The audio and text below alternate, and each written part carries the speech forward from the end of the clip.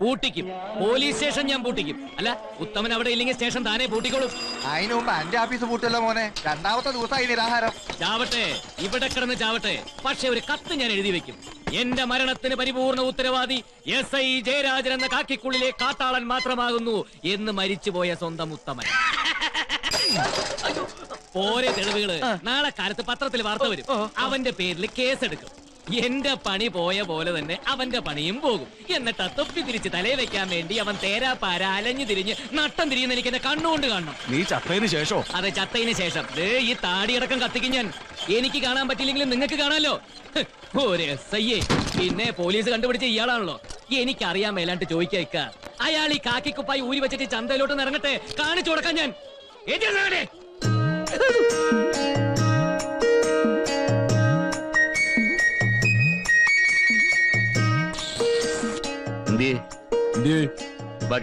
പറയാം. എവിടെ കയറാൻ? ഇത് പോലീസ് ജീപ്പാ. ഇതിനകത്ത് രണ്ട് കൂട്ടരെ കാണും, പോലീസുകാർ അല്ലെങ്കിൽ ക്രിമിനൽസ്. പിന്നെന്തിനാ ഞാനത് കയറുന്നത്? കാക്കിക്കുപ്പായ അഴിച്ചു വെച്ച് ഈ അങ്ങാടിയിലേക്ക് ഇറങ്ങിയാൽ നീ എന്നെ അങ്ങോട്ട് ഒലത്തിക്കളയെന്ന് പറയുന്നുണ്ടായിരുന്നല്ലോ. അത്രയ്ക്ക് ധൈര്യം ഉണ്ടോടാ നിനക്ക്? സാറിന് വലിയ ധൈര്യമാണല്ലോ. അതുപോലെ കുറച്ചൊക്കെ ധൈര്യം എനിക്കുണ്ട്. ചെറുപ്പം മുതലേ നല്ല ധൈര്യമുള്ള പോലീസുകാരോട് ജീവിച്ചവനാ ഞാൻ. പണ്ട് ഇവിടെ ഉണ്ടായിരുന്ന SI രാമകൃഷ്ണൻ സാറിന് അറിയോ? ഇപ്പം മൂത്ത് DYSPയാ. ഞാനൊന്ന് പറഞ്ഞു കൊടുത്താണ്ടല്ലോ, ജോലി പോയി. ഞാൻ ഇവിടുത്തെ സബ് ഇൻസ്പെക്ടറാണ്. അറിയാം. അതുകൊണ്ടാണ് എന്നെ അവിടെ നിന്ന് പിടിച്ച് പുറത്താക്കിയത്. എനിക്ക് വീട് ഷിഫ്റ്റ് ചെയ്യേണ്ടി വന്നു. ഞാൻ ഈ പ്രോപ്പർട്ടീസ് കൊണ്ട് എങ്ങോട്ട് പോകും? എടാ, ഈ അങ്ങാടിയിലെ നാട്ടുകാരുടെ മുമ്പിൽ വെച്ച് നീ എന്നോട് ഇങ്ങനെയൊക്കെ പെരുമാറുന്നത് എനിക്ക് നാണക്കേടാ. അതിലും വലിയ നാണക്കേട്. പതിയെ അതിലും വലിയ നാണക്കേട് അങ്ങാടിയിൽ ഇപ്പൊ ഞാൻ അനുഭവിച്ചോണ്ടിരിക്കുക. കാരണം എനിക്ക് വീട് ഷിഫ്റ്റ് ചെയ്യേണ്ടി വന്നു. ഇപ്പോ ഞാൻ പറയുന്നത് കേട്ട് നീ ജീപ്പിലേക്ക് കയറ്. വലിയ ആൾക്കാരെ നാണം കെടുത്തണം എന്നുള്ള ഉദ്ദേശമൊന്നും എനിക്കില്ല. അപ്പൊ കേറാം. പക്ഷെ കാര്യം എന്താന്ന് പറയണം. പറയണം. വീരനക്ക, എന്റെ പ്രോപ്പർട്ടീസ് ഒക്കെ ഒന്ന് നോക്കിക്കോളേ. ഞാൻ ഈ വീട് ഷിഫ്റ്റിങ്ങിന്റെ ഒരു തിരക്കിലായിരിക്കും. വണ്ടി കയറാം.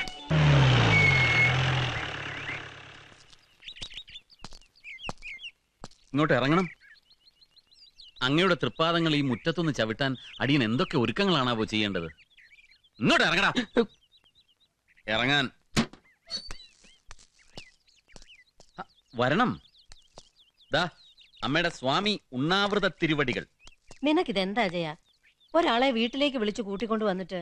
അമ്മയല്ലേ പറഞ്ഞത് ഇവൻ ആരുമില്ല, പാവമാണ്, മുന്തിയ ചരക്കാണെന്നൊക്കെ. അങ്ങാടിയിൽ ഇവൻ എന്നോട് കാണിച്ചതൊന്നും അമ്മ കണ്ടില്ലല്ലോ.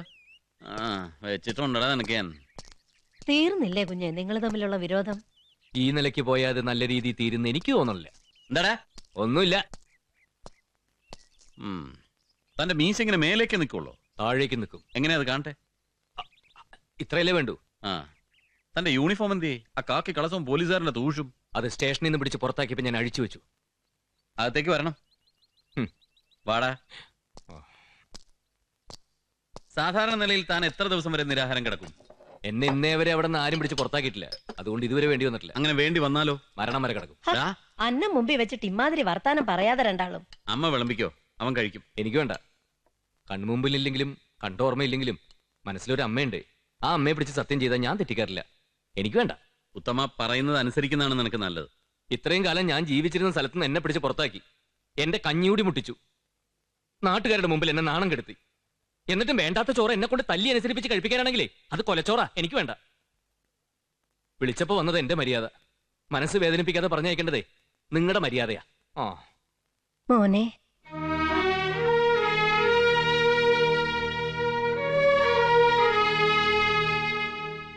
നീ പറഞ്ഞില്ലേ കൺമുന്നിലില്ലെങ്കിലും കണ്ടോർമ്മയില്ലെങ്കിലും മനസ്സിലൊരമ്മയുണ്ടെന്ന്. ഞാനൊരമ്മയാണ്. അമ്മ പറഞ്ഞ മക്കള് കേക്കണം. വാ മോനെ. നിന്റെ പോലീസ് കാര്യങ്ങളൊന്നും എനിക്കറിഞ്ഞുകൂടാ. ഞാൻ അതിലിട്ട് ഇടപെടുന്നുമില്ല. ഇതിനെ നീ കൈയൊഴിയരുത്. പിന്നെ എന്തുദ്ദേശത്തില അമ്മേ ഞാൻ ഇവനെ ഇങ്ങോട്ട് കൂട്ടിയിട്ട് വന്നത്? പക്ഷെ ഇനി അവിടെ ഒന്ന് പോലീസ് കളിക്കോ?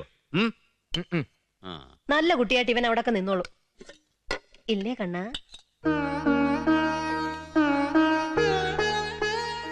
കണ്ണനോ? നിനക്ക് തോന്നിയോ? അവൻ കൊണ്ടുവന്നില്ലേ സാക്ഷാൽ കണ്ണനെ? എനിക്ക് ഇവനെ ഇങ്ങനെ വിളിക്കാൻ തോന്നി.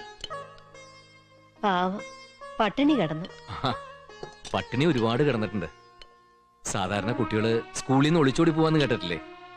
ഞാൻ ചെറുപ്പത്തില് അങ്ങാടിന്ന് ഒളിച്ചോടി അനാഥാലയത്തിൽ പോയി ചേർന്നിട്ടുണ്ട്. പഠിക്കാനുള്ള ആശ കൊണ്ട് പോലീസ് ആവാനേ. അവിടുത്തെ സ്ഥിതിയൊക്കെ കഷ്ടം തന്നെയായിരുന്നു. പട്ടിണി എന്ന് പറഞ്ഞാൽ അതായിരുന്നു പട്ടിണി. ഓർഫനേജിന്റെ വളപ്പിൽ കുറെ പപ്പായമരം ഉണ്ടായി. എന്നും പപ്പായ ഉപ്പിട്ട് വേവിച്ചു തരും. കഞ്ഞിയിലാണെന്ന് വെച്ചാൽ വറ്റിനേക്കാൾ കൂടുതൽ കല്ലും മണ്ണുവാ. ഇൻസ്പെക്ഷൻ ആള് വരുന്ന ദിവസം കോറത്തുണി കുഴല് പോലെ തുന്നി 2 കൈയും പിടിപ്പിച്ച് ഇടിച്ചു തരും. വരുന്നവര് ചോദിച്ചാ ആഴ്ചയിൽ ഒരു ദിവസം മീൻകറി, പിന്നെ മുട്ടക്കറി, ഇറച്ചിക്കറി, കോഴിക്കറി. കോഴി എന്നൊക്കെ പറയുന്നത് അപ്പുറത്തെ പറമ്പിൽ ജീവനോടെ മാത്രമേ ഞങ്ങൾ കണ്ടിട്ടുള്ളൂ. ഞങ്ങള് പൊട്ടന്മാര് പഠിപ്പിച്ചു തന്നൊക്കെ അതുപോലെ പറയുകയും ചെയ്യും. അനാഥ കുട്ടികളല്ലേ, ആര് ചോദിക്കാൻ. ഒരിക്കൽ ഞങ്ങൾ കുട്ടികളെല്ലാം കൂടി ചേർന്ന് പപ്പായ മരത്തിന്റെ ചോട്ടിൽ വെള്ളം തിളപ്പിച്ചൊഴിച്ചു. മരം ഉണങ്ങി പോകാൻ വേണ്ടിയിട്ടാ. തെണ്ടിക്കുട്ടികളുടെ പ്രാർത്ഥന ദൈവം കേട്ടു. പപ്പായ മരമൊക്കെ ഉണങ്ങിപ്പോയി. എന്നിട്ടോ അതോടെ ഉപ്പിട്ട് പുഴുങ്ങിയ പപ്പായ കൂട്ടാനും ഇല്ലാണ്ടായി.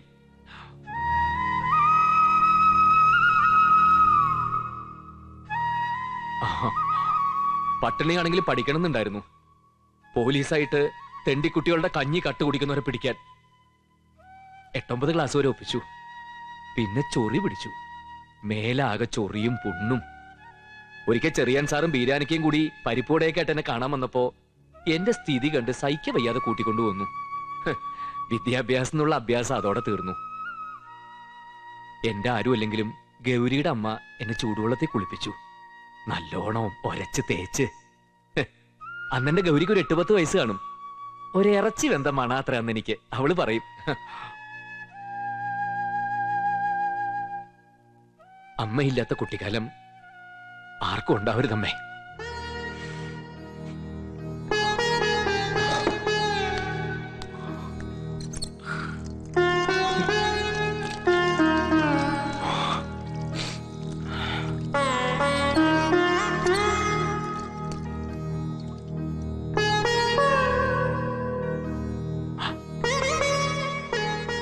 സാക്ഷാൽ ശ്രീകൃഷ്ണ ഭഗവാന് അമ്മയില്ലാതെ കഴിയേണ്ടി വന്നിട്ടുണ്ട്. പിന്നീട് എല്ലാവരും ഉണ്ടായിട്ടുമുണ്ട്. ഇപ്പൊ എനിക്ക് എല്ലാരും ഉണ്ട്. എല്ലാരും.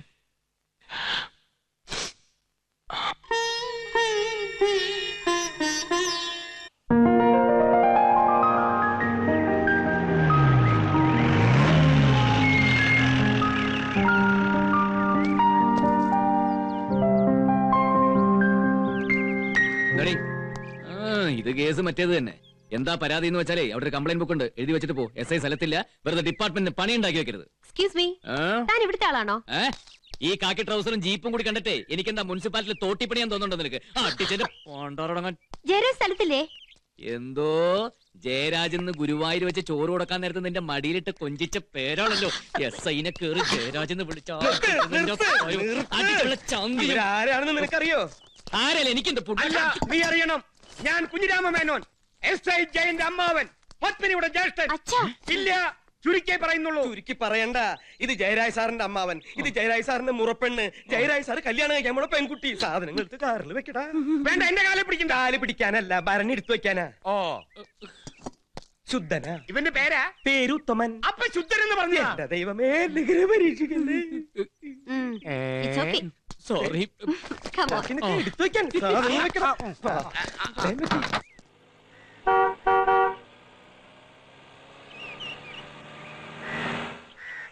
ആഹാ, ഏട്ടനും ദേവിക്ക് ഇപ്പോഴേ വിസ കിട്ടിയുള്ളൂ ഇങ്ങോട്ടൊക്കെ പുറപ്പെടാൻ.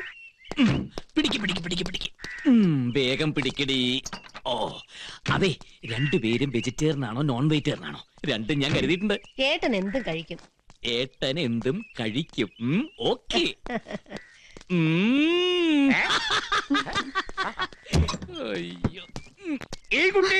രക്തബന്ധത്തിലുള്ളവർക്കല്ലേ തിരിഞ്ഞു നോക്കാൻ നേരെ ഇല്ലാത്തത്. പകരം ഗുരുവായൂരപ്പൻ കൊണ്ട് തന്നതാ. ഇവരുണ്ട്.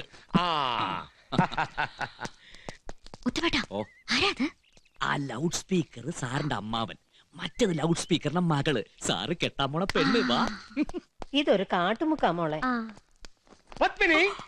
എങ്ങനെയുണ്ട്? അവനായിട്ട് കുഴപ്പത്തിനൊന്നും പോവില്ല ഏട്ടാ. ആരെങ്കിലും കുഴപ്പത്തിന് വന്നാ വിട്ടു കൊടുക്കുകയില്ല. അച്ഛന്റെ മോൻ തന്നെ. എല്ലാരും കൂടി പറഞ്ഞു മൂപ്പര് കൊമ്പത്ത് കയറ്റി. അമ്മാവനിങ്ങ എത്തിയോ? നീയായിരുന്നോ? ഞാൻ വിചാരിച്ചു അമ്മാവന്റെ കൂടെ ഏതോ ഒരു മുടി വളർത്തിയ ചെക്കനെന്ന്. എന്തു പറ്റി രണ്ടുപേരും കൂടെ ഒരു മുന്നറിയിപ്പില്ലാതെ? പത്രത്തിലുണ്ടായിരുന്നല്ലോ. ആഹാ. ഓ പോലീസുകാർ അക്ഷരവിരോധികളാണല്ലോ അല്ലേ? എടി വെള്ളപ്പാറ്റെ, നീ പോലീസുകാരെ വല്ലതും പറഞ്ഞാലുണ്ടല്ലോ. ഈ നാട്ടിലെ ടെലിഫോൺ ഡിപ്പാർട്ട്മെന്റ്, പോസ്റ്റൽ ഡിപ്പാർട്ട്മെന്റ് ഇതൊക്കെ തുറന്നു വെച്ചിരിക്കുന്നത് മനുഷ്യന്മാർ തമ്മിൽ കമ്മ്യൂണിക്കേറ്റ് ചെയ്യാനാ. ഇതൊന്നും പോലീസുകാർക്ക് അറിയില്ലെന്നുണ്ടോ? ഈ പറഞ്ഞതൊക്കെ കമ്പ്യൂട്ടർ എഞ്ചിനീയർസുകൾക്കും ബാധകമാണടി. ഓ കണ്ടതും തുടങ്ങി രണ്ടും കൂടി. അതെ, ഇവന്റെ ഒരു വിവരമില്ലാത്തോണ്ട് ഇവളെ. അച്ഛാ ആരും ഒന്നും പറയണ്ട. എനിക്കൊരു കാര്യം അറിഞ്ഞാ കൊള്ളാം. ആ. ഒന്ന് വരണം. എടി